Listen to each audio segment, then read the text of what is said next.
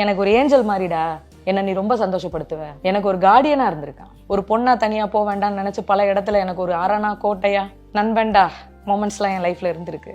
அவன் அந்த மாதிரி. சப்போஸ் நான் தனியா போவேன்னு தெரிஞ்சாலே சரி இரு, கொஞ்சம் வெயிட் பண்ணு, ட்ரெஸ்ஸை மாத்திட்டு வரேன் அப்படின்னுவான். என்ன ப்ரொடெக்ட் பண்றதுக்காக நின்று எனக்காக கை தட்டி என்னை பார்த்த ஒரு நண்பன்ல, God's gift, like your sibling. அந்த மாதிரி ஒரு ஃபீலிங் இருந்திருக்கு எப்பவுமே.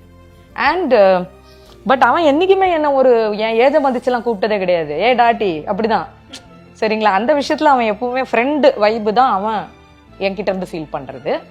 நான் ஒரு பொண்ணா இருக்கிறதுனால மேபி எனக்கு வந்து அந்த எப்பவுமே நமக்கு ஒரு மெட்டர்னல் இன்ஸ்டிங்க்டும் ஒரு நர்ச்சரிங் ஃபீலும் இருந்துகிட்டே இருக்கும் இல்லையா? மேபி அதனால நான் அவனை அந்த கண்ணோட்டத்தில் நான் பார்க்குறேன்னா இருக்கும். எப்பவுமே ஒரு வயசில் கம்மியான பையங்க, உருவத்தில் எப்பவுமே ஒரு ஸ்கூல் பாய் மாதிரி தான் தெரியவான்.